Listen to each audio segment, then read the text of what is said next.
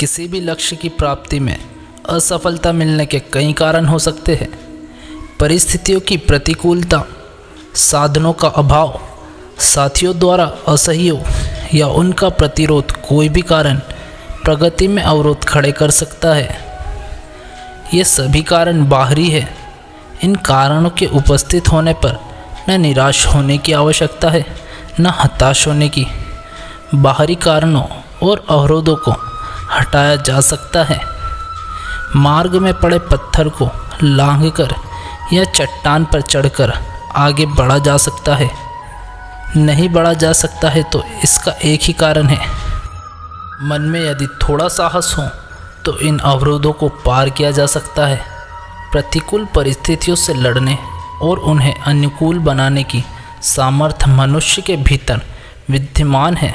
साधनों का अभाव भी दूर किया जा सकता है और नए साधन जुटाए जा सकते हैं। साथियों के प्रतिरोधक को सहयोग में परिणय करना कोई कठिन काम नहीं है, पर अपना व्यक्तित्व ही दुर्बल हो तो क्या किया जा सकता है सिवाय इन अवरोधों का रोना रोते रहने के।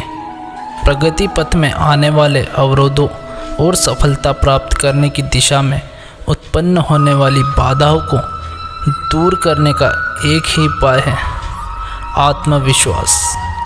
आत्मविश्वास की गंगोत्री से ही शक्ति धारा निकलती है और प्रचंड पुरुषार्थ की गंगा बहती है। इस गंगा में स्नान करते ही तमाम सफल व्यक्तियों ने अपनी दुर्बलताओं के पाप धोए हैं तथा सफलताओं के पुण्य आनंद को प्राप्त कर सके हैं। आत्मविश्वास का अर्थ है अपने आप के प्रति आस्था, वह निष्ठा की मनुष्य अनंत संभावनाओं के बीच अपने भीतर लेकर जन्मा है।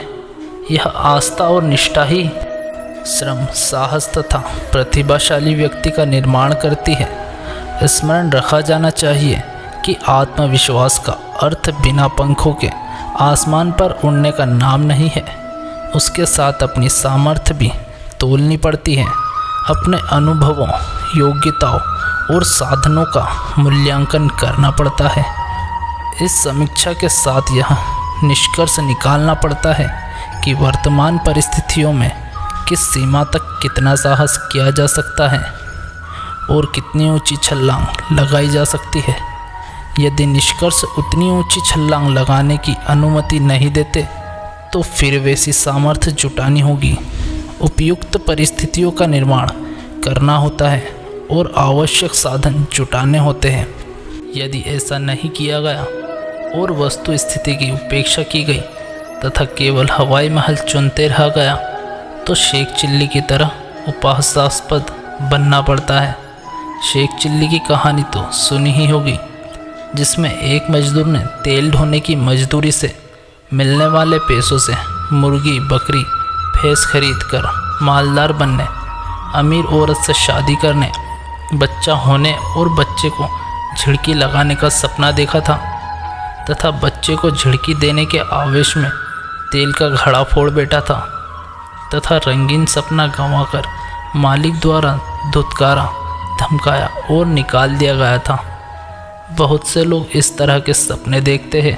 कुछ लोग आत्मविश्वास की कोरी प्रवंचना लेकर उन्हें साकार करने के लिए भी प्रयत्न करते हैं, किंतु इस उपक्रम में वस्तु स्थिति की उपेक्षा करने के कारण अंततः हाथ मलते रह जाते हैं।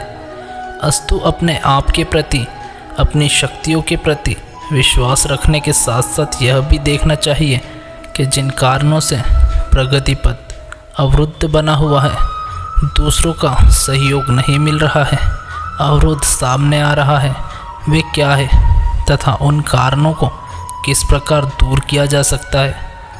स्वाभाविक ही वे कारण अपनी दुर्बलताओं के अतिरिक्त और कुछ नहीं हो सकते। अतः उन दुर्बलताओं को दूर करते हुए आत्मविश्वास पूर्वक प्रगति प्रयास करना चाहिए।